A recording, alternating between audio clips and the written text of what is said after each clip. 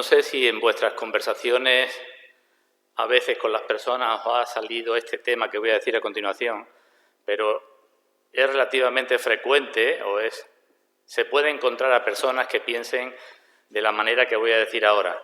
Personas, incluso hay escritores más o menos famosos que han dicho que esto es cierto. Personas que dicen que si se les mostrara una persona excelente en virtud y en perfecciones, pues las demás personas la admirarían, lo seguirían y terminarían imitando su ejemplo.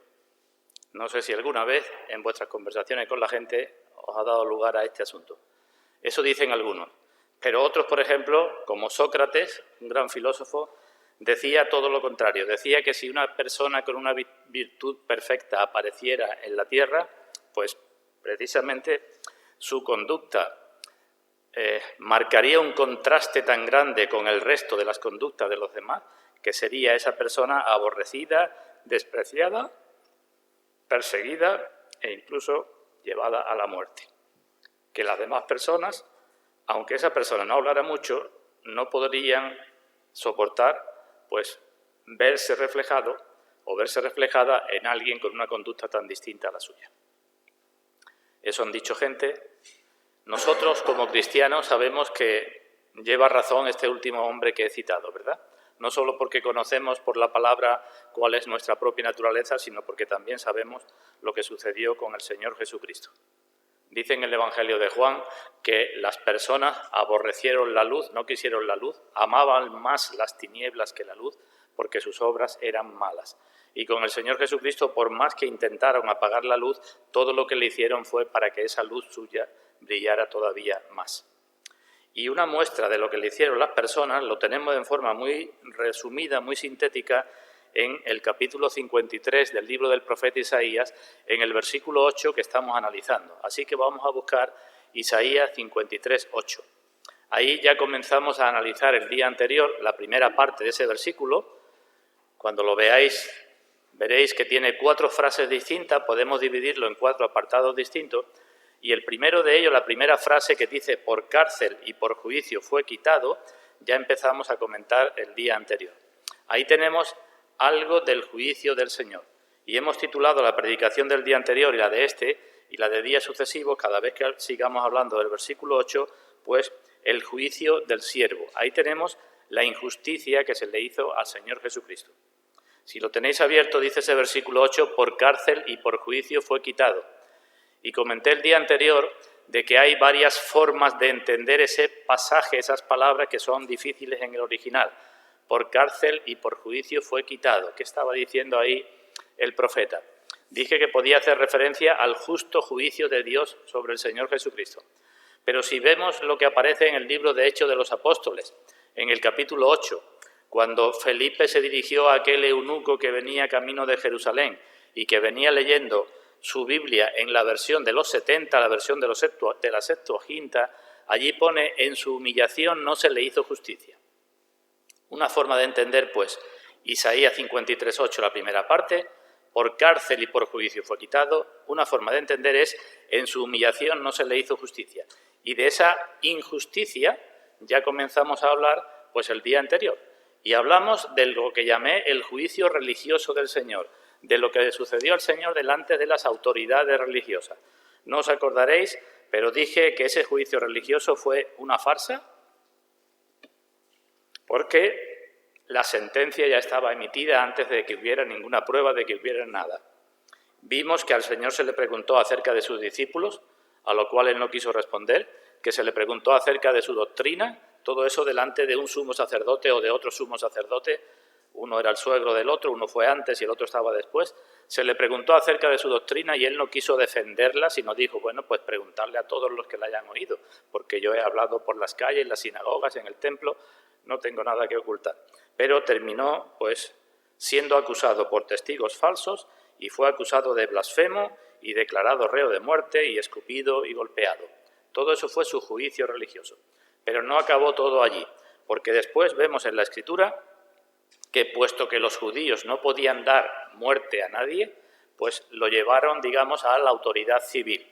Así que hoy vamos a detenernos en lo que podemos llamar el juicio civil del Señor. aquella noche fue tremendamente dura para el Señor, desde que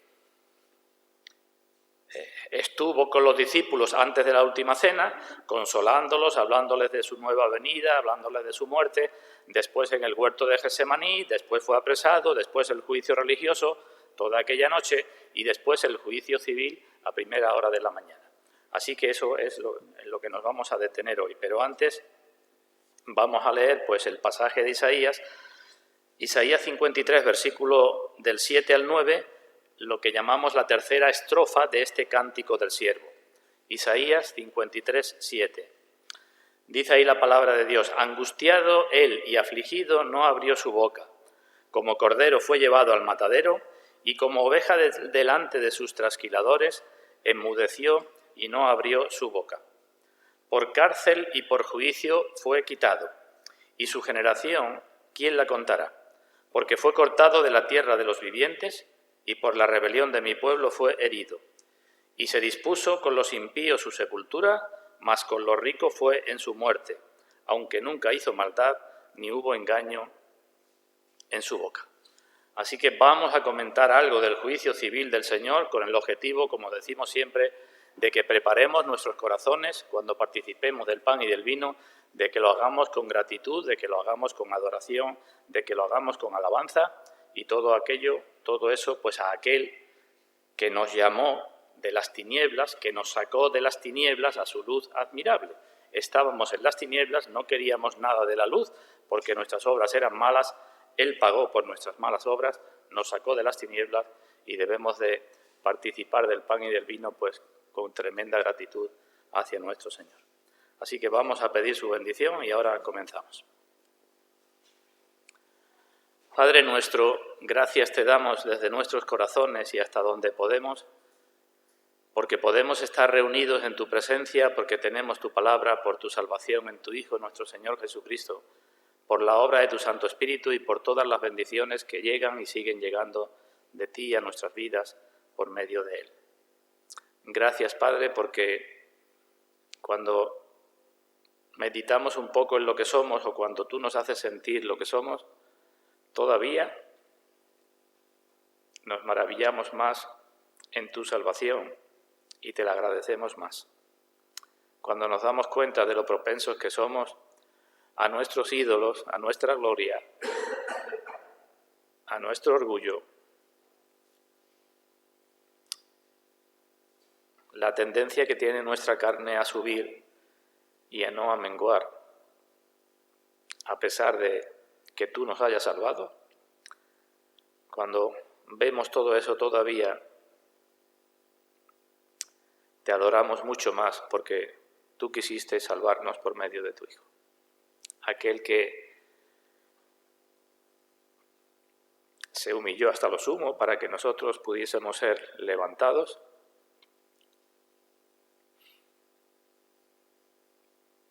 Y aquel que no escatimó sufrimientos ni dolores para que nosotros, también como tú dices en tu palabra, pudiéramos tener paz. Aquel que quiso que el castigo de nuestra paz fuese sobre él. Te damos gracias porque, como también tú nos dices, por su llaga hemos sido curados. Pero, Padre, no queremos solamente saber esto en nuestros corazones y en nuestras mentes, sino queremos saberlo también en nuestra experiencia de vida. Y pedimos que tu Santo Espíritu nos ayude y nos cure de todas nuestras iniquidades. Tú dijiste que se llamaría Jesús porque salvaría a su pueblo de sus pecados. Y nosotros queremos ser verdaderamente salvos, no solamente para estar contigo en la eternidad, sino salvos cada vez en mayor medida en esta vida y en esta tierra, salvos de toda nuestra vileza para la gloria de tu nombre. Lo esperamos y te lo pedimos y pedimos tu bendición también en tu palabra en esta mañana, en todos los presentes y en todos aquellos a quienes les pueda llegar. En el nombre de nuestro Señor Jesucristo. Amén. Así que vamos a hablar del juicio civil por parte de los hombres. He recordado que, en cuanto al juicio religioso, no hubo nadie que hablara una palabra en defensa del Señor. Es más, tuvieron que traer testigos falsos para que hablaran en contra de él. Incluso si alguien pudiera haber dicho algo en contra del Señor, hubiera sido el mismo Judas, que había vivido con él, y Judas testificó precisamente todo lo contrario. Dijo, he entregado a un inocente, así que ni Judas pudo decir nada en contra suya. Pero repito, aquellos estaban sedientos de la sangre del Señor y lo llevaron a Pilato. Y eso es lo que podemos leer en los Evangelios. Al igual que el día anterior, vamos a leer lo que se nos dice en el Evangelio de Juan. Acompañadme a Juan, capítulo 18, ahí vamos a estar meditando en esta mañana. Hay otros detalles en los otros Evangelios que no recoge Juan, pero que no nos vamos a detener porque entonces nos alargaríamos demasiado. Vamos a ceñirnos al relato en el Evangelio de Juan, San Juan, capítulo 18, y vamos a leer a partir del versículo 28. Juan 18, 28. Vamos a leer 2 párrafos amplios. Veremos primero uno y diremos algunas cosas, y después a continuación el segundo. No pretendo hacer aquí una exégesis completa de todo esto, simplemente que recordemos, que traigamos a nuestros corazones lo que sucedió con el Señor y con aquellas personas, pues en aquel día en que iba a ser crucificado. Así que leemos Juan 18, 28. Dice, llevaron a Jesús de casa de Caifás al pretorio. Era de mañana y ellos no entraron en el pretorio para no contaminarse y así poder comer la Pascua.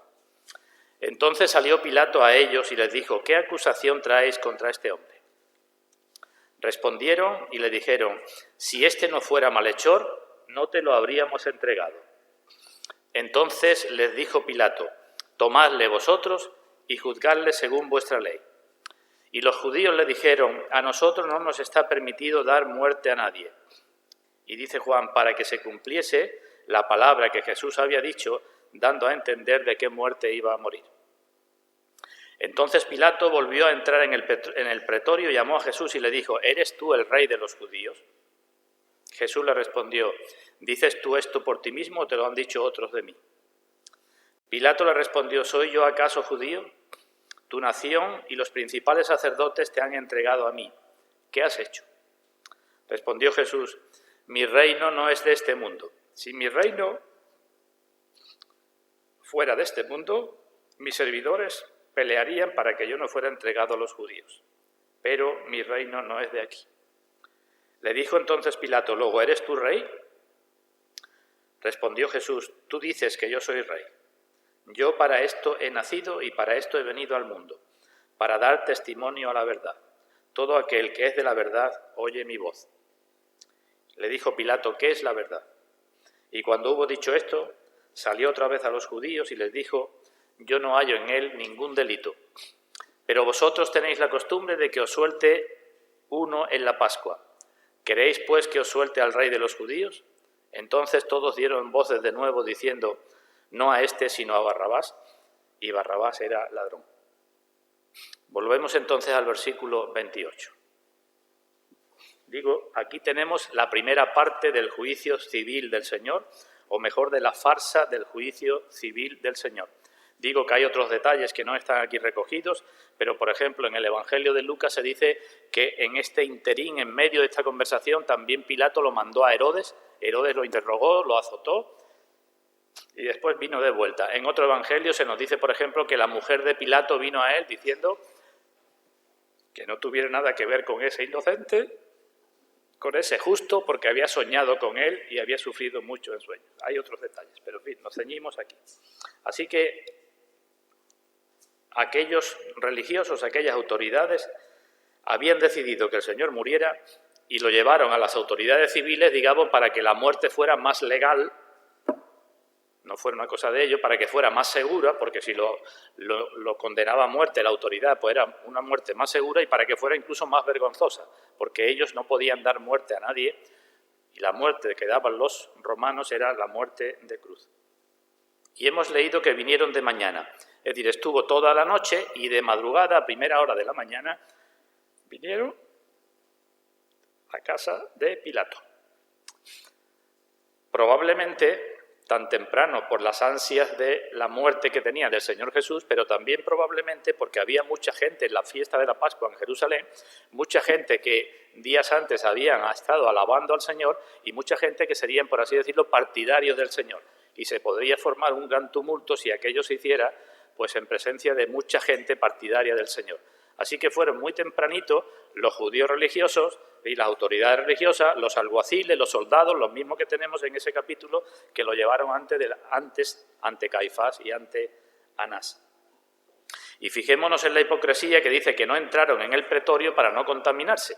No quisieron entrar, como eran judíos, en la casa de un gentil para no contaminarse, pero estaban haciendo pues todo lo contrario que decían las leyes, estaban quebrantando todas las leyes y haciendo todo para matar al Señor. Así que como no quisieron entrar, pues Pilato salió, versículo 29. Salió Pilato a ellos, el juez salió y le dijo, ¿qué es lo que queréis? ¿Qué acusación traéis contra este hombre? Es lo normal que debe hacer todo juez, ¿verdad? Antes de condenar, pues decir, bueno, ¿cuáles son las pruebas? ¿Cuál es la acusación? En nuestras leyes hay una cosa que se dice que es la presunción de inocencia, ¿verdad? Toda persona debe ser considerada inocente hasta que no se demuestre su culpabilidad. El Señor, en cambio, fue considerado culpable de antemano, aunque podía mostrar su inocencia. Así que Pilato dice, bueno, ¿qué acusación traéis contra este hombre? Y como no podían decir que era alguien que había hecho una sedición, que estaba alborotando el pueblo, alguien que fuera un ladrón o alguien que fuera cualquier otra cosa, dijeron, versículo 30, si este no fuera malhechor, no te lo habríamos entregado. Si este no fuera malhechor. Dice el libro de los apóstoles, de Hechos de los Apóstoles, que el Señor anduvo haciendo bienes. Y la acusación es que era un malhechor. ¿Hubo alguien que alguna vez hiciera más bienes que el Señor? Y decimos, difícilmente, ¿verdad? En cambio, acusado de malhechor. Y con esto quiero decir que no os extrañe, hermanos, si alguna vez, por vuestro bien hacer, sois acusados como de los peores malhechores. No es nuevo.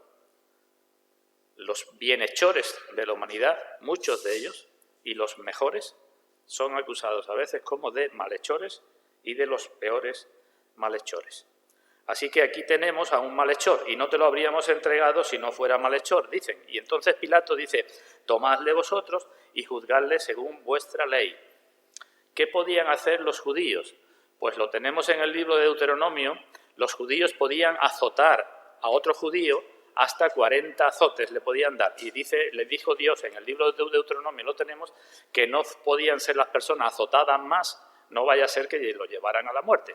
¿Os acordáis que el apóstol Pablo, en segunda carta a los Corintios, cuando habla de su propia experiencia, dice que fue azotado 5 veces con 40 azotes menos 1? Así que el Señor dice, bueno, pues si lo que tenéis contra él es que es un malhechor, pues juzgadlo según vuestra ley. Y los judíos le dijeron, a nosotros no nos está permitido dar muerte a nadie. Es decir, estaban mostrando claramente cuál era su objetivo. Independientemente de lo que juzgara Pilato, ellos ya lo tenían juzgado y lo que querían es matarlo. Y dice Juan que esto lo dijeron para que se cumpliese la palabra que Jesús había dicho, dando a entender de qué muerte iba a morir. ¿Qué palabra había dicho Jesús? Pues repetidamente también en los evangelios vemos que se dirigió a los suyos y le dijo en varias ocasiones que sería entregado a los gentiles, que lo azotarían, le escupirían, lo maltratarían, que sería entregado también a los fariseos, a los escribas y fariseos, que al final lo matarían y lo crucificarían. Pues eso que el Señor había dicho es lo que se iba a cumplir. Los judíos le dijeron, a nosotros no nos está permitido dar muerte a nadie, y dijeron eso, sin ellos saberlo, para que se cumpliesen las palabras de la Escritura, las propias palabras del Señor. Así que los religiosos fuera, el Señor con Pilato dentro, Pilato sale porque los religiosos no quisieron entrar, habla poco con ellos y ahora dice, versículo 33, entonces Pilato volvió a entrar en el pretorio y llamó a Jesús y le dijo. Y aquí tenemos ahora pues la conversación de Pilato con el Señor. Los otros evangelistas nos dan otros datos, como que los acusaron de que pervertía la nación o que decía que no había que dar tributo al César, cuando el Señor dijo todo lo contrario. Pero, en fin, nos ceñimos a esto. Y Pilato le preguntó, ¿eres tú el rey de los judíos? ¿Eres tú? Fijémonos la pregunta. ¿Eres tú el rey de los judíos? Quizás lo que estaba haciendo era burlándose del Señor. ¿Eres tú rey, podemos decir, con esta apariencia que tienes? Te acusan de que tú dices que eres el rey de los judíos. ¿O eres tú el rey de los judíos y son los judíos precisamente los que vienen a traerte para que te condenen? ¿Cómo es que eres el rey de los judíos? Y el Señor le dijo, ¿dices tú esto por ti mismo o te lo han dicho otros de mí? Evidentemente no podía, por su apariencia, Pilato decir que era rey. No había venido con pompa, no había hecho nunca nada como hacen los reyes, y el Señor parece lógico que le diga, bueno, tú como estás diciendo que yo soy rey, esto no será de ti, o no será por lo que estás viendo, esto será porque otros te lo habrán dicho acerca de mí. Así que el Señor, ante una pregunta, responde con otra pregunta. ¿Eres tú rey o te lo han dicho otros acerca de mí? Los sacerdotes rechazaron al Señor precisamente porque no quiso hacerse rey para quitar al César. Sabemos eso, ¿verdad? Ellos estaban esperando un Mesías victorioso que quitase el poder del Imperio Romano. Y como el Señor no accedió a eso, pues ahora lo acusan precisamente con eso. La hipocresía de nuevo. Dicen, debes de condenar a este porque dicen que es un rey, cuando el Señor ha dicho, yo no quiero que me hagan rey porque yo no he venido a eso. A continuación, Pilato se molesta un poco y le dice, versículo 35, ¿soy yo acaso judío? ¿Qué tengo yo que ver con vosotros, con vuestras costumbres, con las cosas de los judíos, con el Mesías? No me interesan estas cosas, son los principales sacerdotes los que te han entregado a mí. Y entonces le hace otra pregunta. Antes le había dicho, tú eres rey, y ahora le pregunta, ¿tú qué has hecho? ¿Qué has hecho para que ellos te entreguen a mí? Y ante esta segunda pregunta el Señor responde acerca de la primera. La primera era, ¿eres tú rey? Y el Señor se calló. O más bien, no contestó, sino dijo, otros te lo han dicho, lo estás diciendo tú por ti mismo. La segunda pregunta, ¿qué has hecho? Y ahora el Señor vuelve a la primera y dice, mi reino no es de este mundo. Si mi reino fuera de este mundo, mis servidores pelearían para que yo no fuera entregado a los judíos. Pero mi reino no es de aquí. Mi reino no es de aquí. Mi reino no es como el reino del César. Mi reino no es un reino terrenal. Mi reino está en el corazón de los hombres. La riqueza de este reino son riquezas espirituales.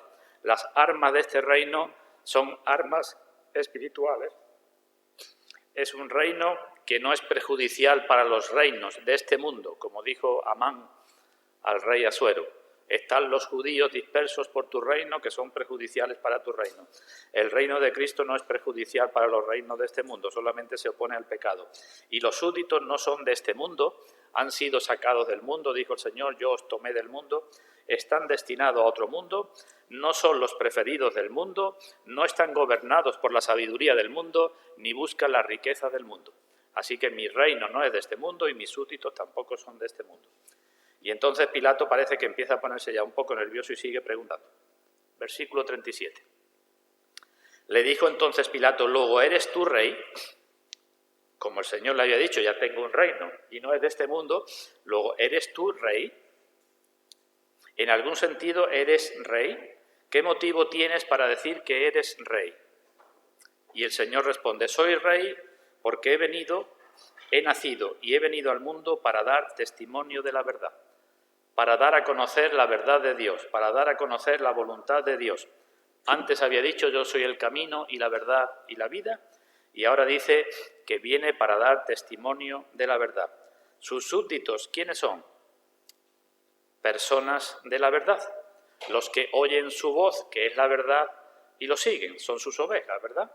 Los que son rescatados del padre de mentira, los que anuncian la verdad con fidelidad, los que aman la verdad. Ese es su reino y esos son sus súbditos. Dice Juan en su primera carta, hijitos míos, no amemos de palabra ni de lengua, sino de hecho y en verdad, porque en esto conocemos que somos de la verdad y aseguraremos nuestros corazones delante de Él. Y sigue. Cuando el Señor dice esto, Pilato dice, versículo 38, ¿qué es la verdad? Una pregunta interesante, ¿verdad? Pero vemos a continuación que no se quedó para la respuesta, sino que salió, cuando hubo dicho esto, salió otra vez a los judíos. Esto también nos puede suceder también con las personas. Hay personas que preguntan cosas acerca de la verdad, acerca del cristianismo, acerca del evangelio, pero no tienen deseo de conocer la verdad, ni tienen constancia ni perseverancia para buscar la verdad, ni tienen humildad ni sinceridad para recibir la verdad cuando la verdad se les muestra. Lo único que quieren es discutir y decir esto que es, pero no les dé respuesta porque no quieren saber nada más. Allí estaba Pilato con el Señor dentro y fuera tenía la bulla de la gente. Y mucha gente sucede lo mismo. Parece que tienen cierto interés por la verdad, pero la bulla del mundo hace que rápidamente dejen eso y se salgan de nuevo al mundo como Pilato, y Pilato salió otra vez a los judíos. Dice otro evangelio que salió a la multitud.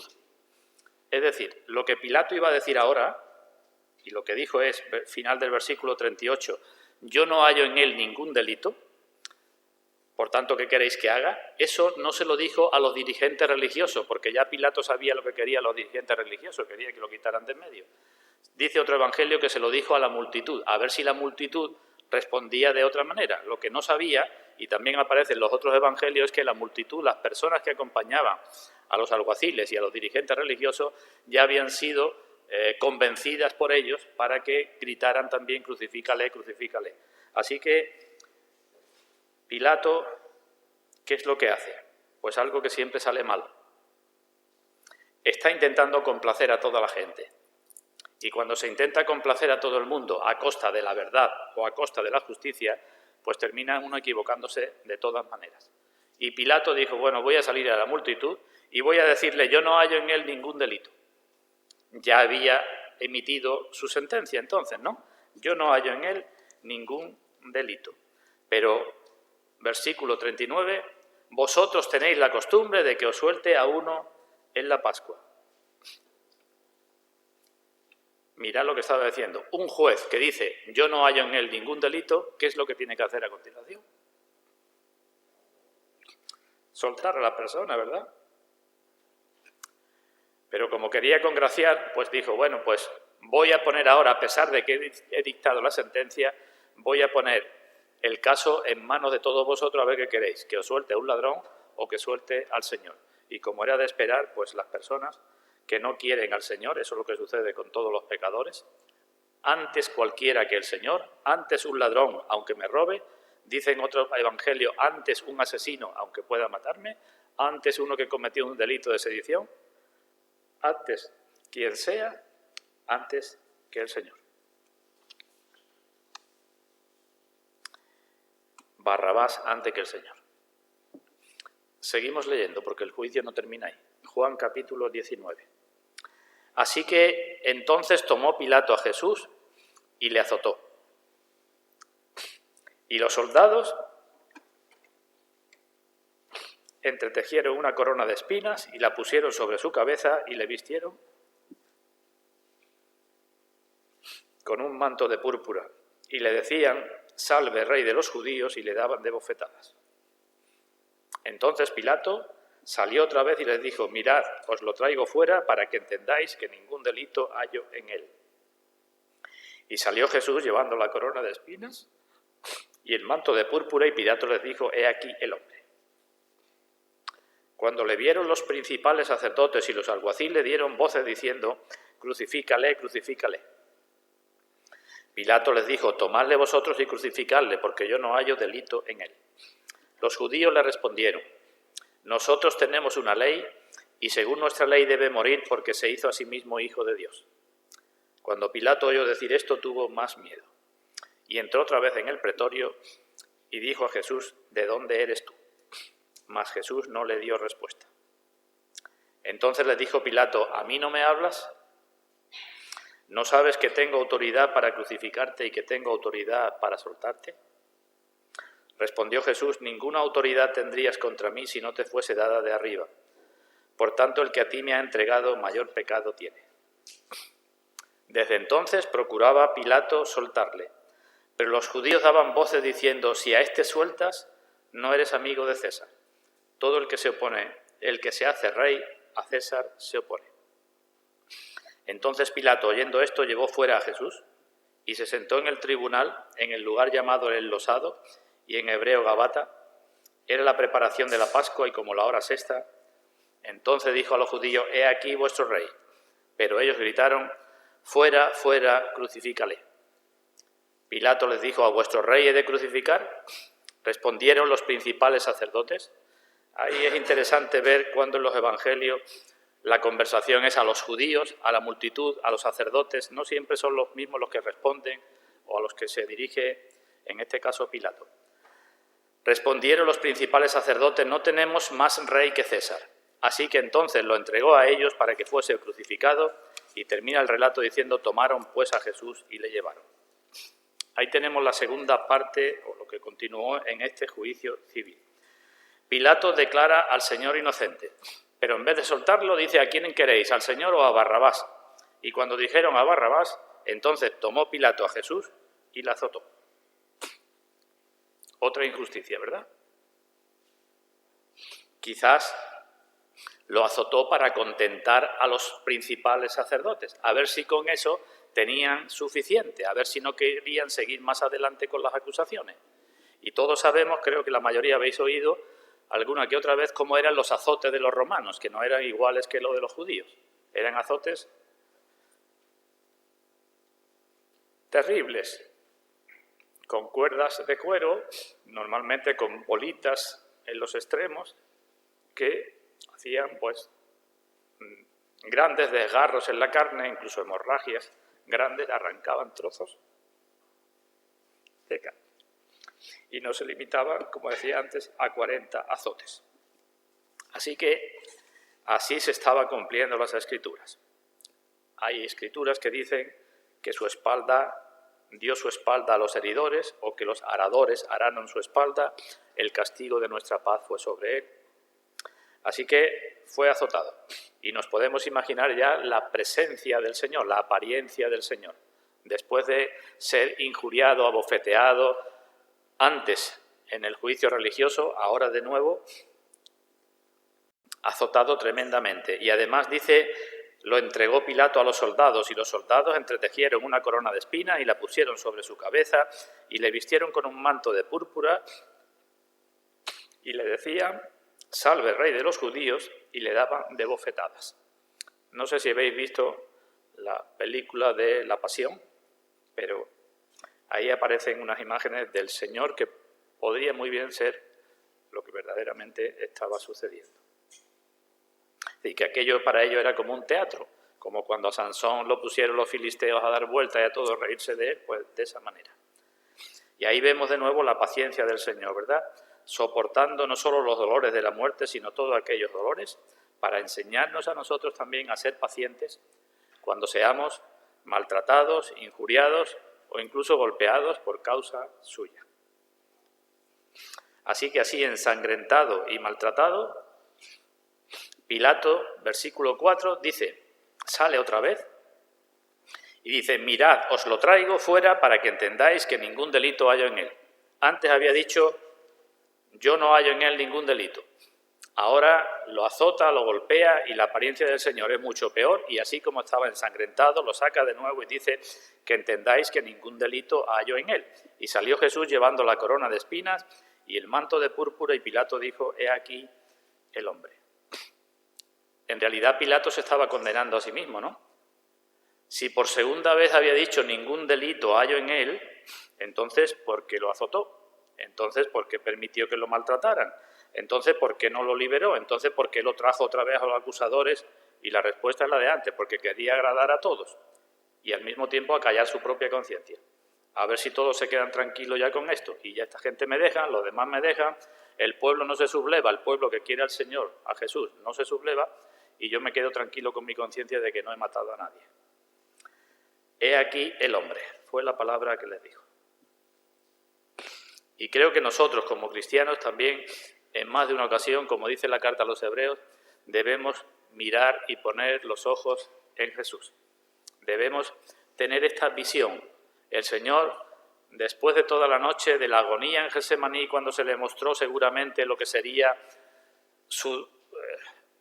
el soportar la ira por parte de Dios, después de todos los sufrimientos, después de todas las cosas, ahí está el hombre. Y digo que sería bueno que nosotros mirásemos al Señor en esas condiciones como estaba por causa nuestra. Allí estaba con la corona de espinas y ensangrentado. Y ante esto, dice, versículo 6, cuando le vieron los principales sacerdotes y los alguaciles, fueron los primeros que empezaron a decir, dieron voces diciendo, crucifícale, crucifícale. Quizá la gente se hubiera contentado con los azotes, ya era suficiente. Quizá ellos mismos se tendrían también que haber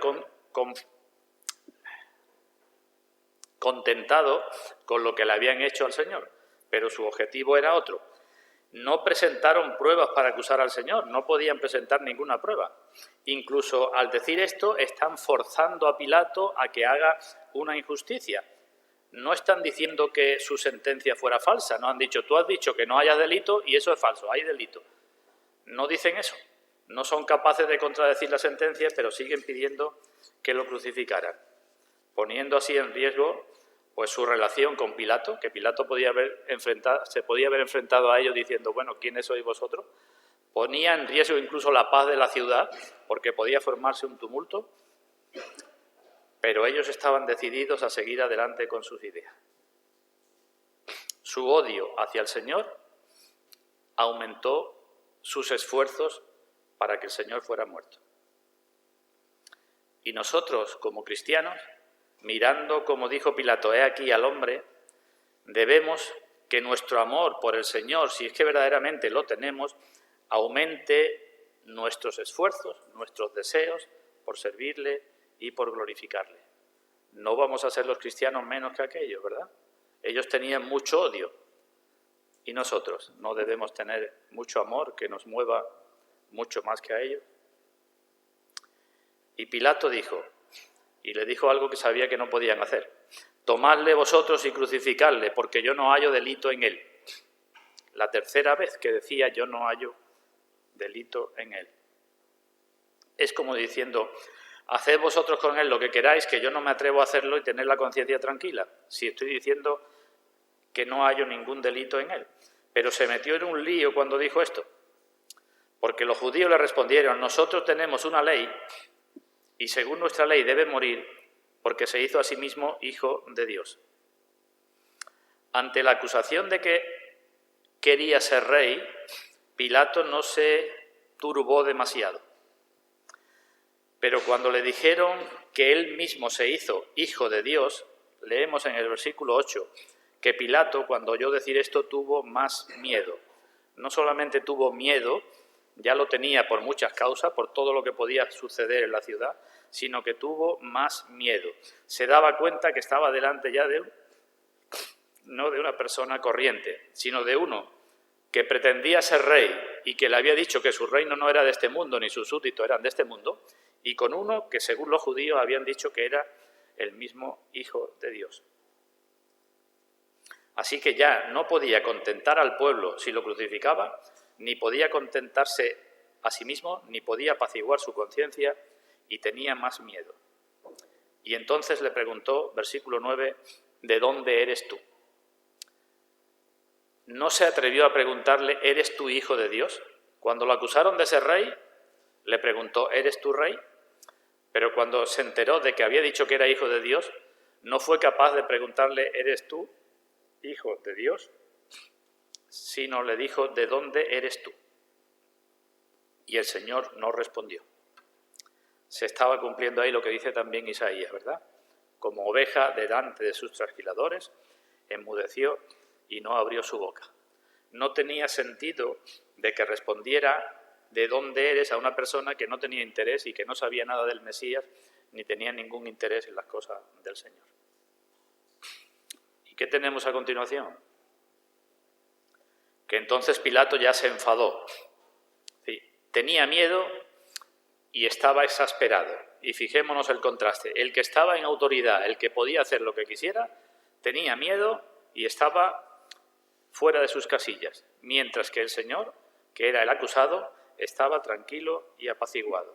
Y le respondió Jesús: ninguna autoridad tendrías contra mí si no te fuese dada de arriba. Fijémonos, cuando el Señor tiene que defenderse, no habla. Pero cuando tiene que reprender la arrogancia y el orgullo de este Pilato que estaba diciendo no sabes que tengo autoridad, entonces sí habla. Ya hemos visto también en el juicio religioso que el Señor no estuvo todo el tiempo callado. Respondió cada vez que se hacía una injusticia o cada vez que... Pero no respondió para defenderse o para alegar sus causas. Porque aquí cuando el Pilato le dijo, ¿de dónde eres tú?, él podía haberle explicado muchas cosas y quizás hubiera vuelto la sentencia, pero no estaba defendiendo su vida. Pero en cambio, repito, para enfrentarse a la arrogancia de Pilato, le dice, ninguna autoridad tendrías contra mí si no te fuese dada de arriba. Es decir, ten cuidado, Pilato, porque la autoridad que tienes vas a tener que dar cuenta de ella. Y ten cuidado, Pilato, porque lo que aquí está sucediendo es por consentimiento de arriba, por el consejo y determinado, el anticipado conocimiento y determinado consejo de Dios. Ten cuidado, Pilato, lo que estás haciendo es pecado, pero el que a ti me ha entregado mayor pecado tiene. No es que lo que tú haces no tiene pecado, pero todavía tú eres la autoridad y estás intentando hacer lo que debe hacer la autoridad, aunque estás pecando. Pero el que te ha entregado, el que me ha entregado a ti por envidia o por malicia, ese mayor pecado tiene. Todos estaban cometiendo pecado. Caifás había cometido pecado al entregarlo. Pilato estaba cometiendo pecado. Judas había cometido pecado. Los que le pegaron y lo azotaron estaban cometiendo pecado. Todos estaban cometiendo pecado y Cristo estaba allí muriendo por los pecados. Y Pilato sigue con su idea de soltarlo. Versículo 12. Con el miedo y la indignación, desde entonces procuraba Pilato soltarle. ¿Y qué sucedió a continuación? Pues lo que sucede también con muchas personas. Los judíos daban voces diciendo, si a este suelta, no eres amigo de César, todo el que se hace rey, a César se opone. Los judíos daban voces y aquí hacen otra acusación que creo que es la que más hizo temblar a Pilato. Si a este suelta, no eres amigo de César. De forma que le están insinuando que si tú a este sueltas y este es un rey en contra de César, César se va a enterar de esto y tú te estás jugando el puesto. Así que Pilato comenzó ya a ceder cada vez más y se hizo presa fácil para Satanás. Antes de perder su posición, entonces Pilato dice, se sentó en el tribunal para que lo que iba a hacer tuviera, digamos, más pomposidad, más legalidad en el tribunal donde acostumbraba a sentarse. Y allí pues llamó al Señor. Y nos dice en el versículo 14 que era la preparación de la Pascua, el día antes del día de reposo. ¿Qué tenían que estar haciendo aquellos sacerdotes? Pues preparando la Pascua, preparándose espiritualmente para la Pascua y para el día de reposo. Y los sacerdotes, el resto del pueblo no, pero los sacerdotes tenían que estar en el templo a esa hora, a la hora sexta, haciendo lo que tenían que hacer. Y en cambio, fijémonos lo que estaban haciendo, ¿no? No quiero decir nada aquí, pero sería bueno también que cada uno de nosotros pensara qué hacemos el día antes de nuestros días de reposo. ¿Qué hacemos durante todo el día o en las últimas horas del día o por las mañanas del día de reposo? Y finalmente Pilato lo presenta de nuevo y dice, he aquí vuestro rey. Y ellos gritaron, fuera, fuera, crucifícale.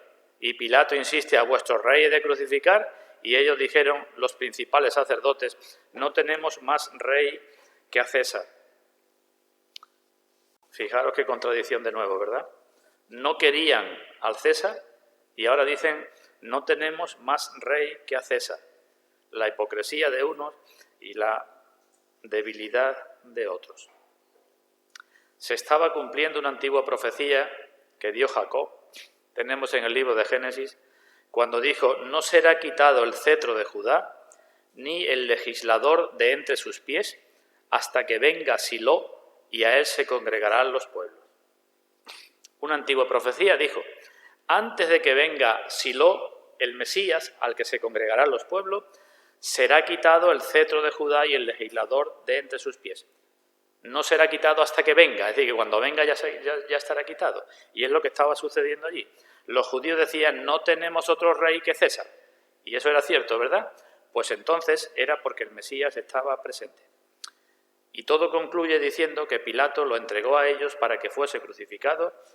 Se lo llevaron, lo tomaron y se lo llevaron. Pilato lo entregó, pero sabemos que el Señor se entregó. Sabemos que el Padre lo entregó. También lo entregó Judas, también lo entregó Caifás, también los judíos lo entregaron, pero todo era para que se cumpliera el plan de Dios para nuestra salvación. Pues ese es el juicio civil a que fue sometido el Señor, con los azotes, con las burlas, con la corona de espinas, con desnudarlo y vestirlo, de ponerle el manto de púrpura, después sus propios vestidos, etc. Pues bien, concluyo, cuando recordamos aquella triste noche del Señor, desde el huerto de Getsemaní o antes, hasta ahora por la mañana temprano, no creo que nos entre otra cosa en nuestros corazones más que entristecernos por todo ello. Pero al mismo tiempo, cuando pensamos que todo aquello estaba planeado y que todo aquello fue soportado voluntariamente para nuestra salvación, pues creo que nuestros corazones, además de eso, deben tener gran gratitud y admiración y gozo y adoración. Así que cuando celebramos la Cena del Señor, debemos hacerlo siempre, creo, con una doble mezcla de tristeza santa y de gozo santo. Tristeza santa por nuestros pecados y por lo que el Señor pasó por nuestros pecados, y de gozo santo por lo que eso supone para nosotros. Tristeza santa para nuestros pecados. ¿Qué debemos hacer con nuestros pecados si verdaderamente somos creyentes? Ahí tenéis lo que dijeron a ellos acerca del Señor. Juan 19:15. Gritaron: fuera, fuera, crucifícale. Eso es lo que gritaron aquella gente con respecto al Señor. Y lo hicieron con odio al Señor y con aborrecimiento del Señor, ¿verdad? Y digo, pues nuestra tristeza santa a la hora de tomar el pan y el vino tiene que ser con esta actitud hacia nuestros pecados. No podemos permitir tener otro rey más que el mismo Señor sobre nosotros. Y tenemos que decir, igual que aquello, no tenemos más rey que el Señor. No podemos permitir que el pecado se enseñoree de nosotros. Y hemos de, con odio y con aborrecimiento, hacer todo lo posible y decir: fuera, fuera. Porque estamos llamados, si somos cristianos, a crucificar la carne con sus pasiones y con sus deseos. Fuera, fuera, dice el profeta Isaías, como trapo asqueroso. Pero digo también con gozo santo, porque aquí tenemos cómo deberíamos ser tratados nosotros ante el tribunal de Dios. ¿Cómo deberíamos ser tratados? Pues si Dios, como dice el profeta Habacuc, muy limpio eres de ojos para ver el mal, Dios a nosotros tendría que decirnos también: fuera, fuera. Porque todos nos descarriamos como ovejas, cada cual se apartó por su camino. Pero gracias al Señor podemos mirar el tribunal de Dios, podemos mirar nuestra muerte con consuelo y con esperanza, porque podemos comparecer delante del juicio de Dios sin temer que se nos diga: fuera, fuera con vosotros. Por cárcel y por juicio fue quitado. ¿Hay otra forma de entender eso? Fue quitado, es decir, se le permitió que fuera enjuiciado de mala manera, que fuera encarcelado en la cárcel de la muerte, pero fue quitado, fue sacado de allí, porque como sabemos no murió solamente, sino que también resucitó. Fue nuestro fiador y no solamente pasó hambre y sed y todas las cosas de la naturaleza humana, sino que soportó la ira de Dios, lo que exigía nuestros pecados. Y nosotros, repito, podemos y debemos celebrar la cena del Señor con tristeza y con gozo. Dice en el libro de Jueces que una vez Sansón, ante una ciudad, cogió las puertas de la ciudad con sus pilares, su cerrojo y se las echó al hombro. De igual modo, nuestro Sansón, nuestro Señor Jesucristo, ha cogido las puertas de nuestra prisión con sus pilares, su cerrojo y las cargó sobre él. Y ahora en él podemos encontrar descanso y refugio. Él es, dice Isaías, escondedero contra el viento, refugio contra el turbión o la tormenta, como arroyos de agua en tierra de sequedad, como sombra de gran peñasco en tierra calurosa. Pues Dios bendiga, hermanos, su palabra, de modo que entendamos cada vez más la obra de nuestro Señor Jesucristo, de modo que lo amemos cada vez más, de modo que aborrezcamos cada vez más nuestros pecados, de modo que los sirvamos cada vez más para la gloria suya. Pues que Dios bendiga esta palabra, hermano, que así sea.